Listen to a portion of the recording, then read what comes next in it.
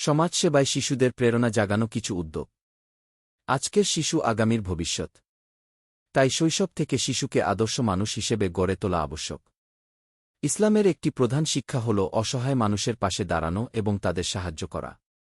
অন্যান্য বিষয়ের মতো শিশুকে শৈশব থেকেই মানুষ ও সমাজের সেবা করতে অনুপ্রাণিত করতে হবে। আর তারা তা করতে পারে অর্থ ব্যয় না করেই। শিশুরা যে কাজের মাধ্যমে সমাজসেবা করতে পারে এমন ১০টি বিষয় তুলে ধরা হল। ১. টিফিন শেয়ার করা।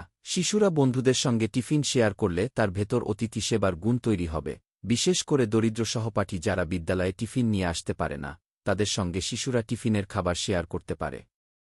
পবিত্র কোরআনে ইরশাদ হয়েছে, আহার্যের প্রতি আসক্তি সত্ত্বেও তারা অভাবগ্রস্ত, এতিম ও বন্দীকে খাবার দান করে। সূরা দাফর আয়াত ৮। ২. অসুস্থ গুরুজনের সেবা করা। পরিবারে কোনো গুরুজন অসুস্থ হলে শিশুদের সেবার জন্য এগিয়ে দেওয়া উচিত।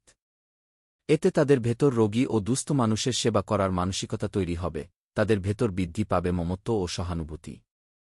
রাসূলুল্লাহ সাল্লাল্লাহু আলাইহি ওয়াসাল্লাম বলেন, যদি কোনো মুসলিম তার কোনো অসুস্থ ভাইকে দেখার জন্য পথ চলে তাহলে যতক্ষণ সে পথ চলে ততক্ষণ সে জান্নাতের বাগানের মধ্যে বিচরণ করতে থাকে। যখন সে ওই অসুস্থ মানুষের পাশে বসে তখন সে আল্লাহর রহমতের মধ্যে ডুবে যায়। যদি সে সকালে অসুস্থকে দেখতে যায় তাহলে সন্ধ্যা পর্যন্ত ৭০,০০০ ফেরেশতা তার জন্য দোয়া করতে থাকে। আর যদি সে সন্ধ্যায় বের হয় তাহলে সকাল পর্যন্ত ৭০,০০০ ফেরেশতা তার জন্য দোয়া করতে থাকে। সুনানে তিরমিজি হাদিস ৯৬৯। ৩. পরিবেশ পরিচ্ছন্ন রাখা। নিজের শোয়ার ঘর, বাড়ি, স্কুল ও চলাচলের রাস্তা পরিষ্কার রাখার গুরুত্ব শিশুকে শেখাতে হবে। যেন সে নিজে যেখানে সেখানে চিপস, চকোলেট বা অন্য কোনো খাবারের প্যাকেট অথবা অন্য কোনো ময়লা না ফেলে। আর কেউ ফেললে সে যেন তা তুলে নির্ধারিত স্থানে ফেলে দেয়। পরিবেশ সুন্দর রাখার প্রচেষ্টা ইসলামের দৃষ্টিতে সাদকাস্বরূপ। রাসূলুল্লাহ সাল্লাল্লাহু আলাইহি ওয়াসাল্লাম বলেন, রাস্তা থেকে কষ্টদায়ক বস্তু সরিয়ে ফেলা একটি সাদকা। সুনানে আবু দাউদ হাদিস ১২৮৫। ৪. পড়ায় পিছিয়ে থাকা বন্ধুদের সাহায্য করা। মানুষকে জ্ঞান শেখানো সওয়াবের কাজ, বিশেষ করে দ্বীনি ইলম বা ধর্মীয় জ্ঞান শিক্ষা দেওয়া সওয়াবের কাজ। এতে যে শেখে এবং অন্যকে শেখায় উভয়ে সওয়াবের অধিকারী হয়। রাসূলুল্লাহ সাল্লাল্লাহু আলাইহি ওয়াসাল্লাম বলেন, তোমাদের মধ্যে সেই ব্যক্তি সর্বোত্তম যে নিজে কোরআন শেখে এবং অন্যকে শিক্ষা দেয়। সহিহ বুখারী হাদিস ২৪১০। ৫. অন্যকে পানি পান করানো। বিদ্যালয়ে যাওয়ার সময় শিশুদের খাবারের পানি দেওয়া হয়। এই পানি সে নিজে পান করবে এবং অন্যকেও করতে দেবে। কেননা পানি পান করানো অত্যন্ত সওয়াবের কাজ এবং তা উত্তম সাদকা। সাদ বিন উবাদা রাদিয়াল্লাহু আনহু বলেন, আমি বললাম, হে আল্লাহর রাসূল, উত্তম সাদকা কোনটি? তিনি বলেন, পানি পান করানো। সুনানে নাসাই হাদিস ৩৬৬৫। ৬. ছোটদের প্রতি সদাচার করা। শিশুরা তাদের চেয়ে আরও ছোটদের লেখাপড়াসহ অন্যান্য কাজে সাহায্য করে সওয়াবের অধিকারী হতে পারে। মহান আল্লাহ ভালো কাজে অন্যকে সাহায্য করতে বলেছেন। ইরশাদ হয়েছে, তোমরা নেক কাজ ও আল্লাহভীতিতে পরস্পরকে সাহায্য করো। সূরা মাইদা আয়াত ২। ৭. প্রতিবেশীর প্রতি সদ্ব্যবহার। শিশুদের মাধ্যমে প্রতিবেশীদের বাড়িতে উপহার পাঠানো, তাদের ভালোমন্দের খোঁজ নিতে পাঠানো উচিত। এতে সে সামাজিক হবে। প্রতিবেশীর সঙ্গে উত্তম আচরণ করার মাধ্যমে সে সওয়াব লাভ করতে পারবে।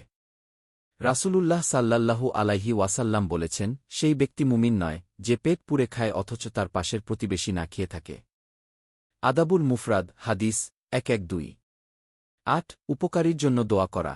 কেউ কোনো উপহার দিলে, উপকার করলে বা সাহায্য করলে তার জন্য দোয়া করেও শিশুরা সওয়াবের অধিকারী হতে পারে।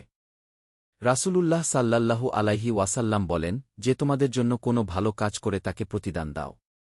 যদি প্রতিদান দেওয়ার মতো কিছু না পাও, তবে তার জন্য ততক্ষণ পর্যন্ত দোয়া করো যতক্ষণ না দোয়া তার ভালো কাজের সমপরিমাণ হয়।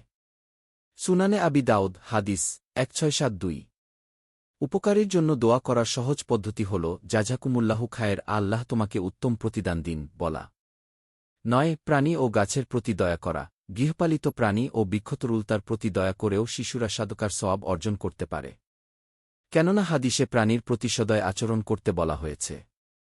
রাসূল সাল্লাল্লাহু আলাইহি ওয়াসাল্লাম বলেন, যদি কোনো মুসলিম কোনো গাছ রোপণ করে অথবা খেতে ফসল বনে আর তা থেকে কোনো পোকামাকড় কিংবা মানুষ বা চতুষ্পদ প্রাণী খায়, তাহলে তা তার জন্য সাদকা হিসেবে গণ্য হবে।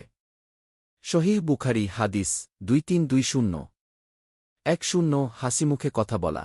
পরিবারের সদস্য, প্রতিবেশী, আত্মীয় স্বজন ও সহপাঠীদের সঙ্গে ভালো ব্যবহার করা, তাদের সঙ্গে হাসিমুখে কথা বলেও শিশুরা সাদকার সওয়াব অর্জন করতে পারে। রাসূলুল্লাহ বলেন, তোমার ভাইয়ের সঙ্গে সাক্ষাৎ করাও একটি সাদকা। সুনানে তিরমিজি হাদিস 1956। শিশুরাই দেশ ও জাতির সবচেয়ে মূল্যবান সম্পদ। তাই শিশুকে এমনভাবে গড়ে তুলতে হবে যেন তারা দেশ, জাতি ও মানবতার সেবায় নিবেদিত হয়। আল্লাহ আমাদের সন্তানদের আমাদের চোখের প্রশান্তি করে দিন। আমিন। দিন প্রচারের উদ্দেশ্যে ভিডিওটি শেয়ার করুন। লাইক, কমেন্ট, ফলো এবং চ্যানেলটি সাবস্ক্রাইব করে পাশে থাকবেন। মহান আল্লাহ আপনাকে উত্তম যা দান করুক। আমিন। মৌলিক বিধান ছাড়া ইসলাম কি পূর্ণ?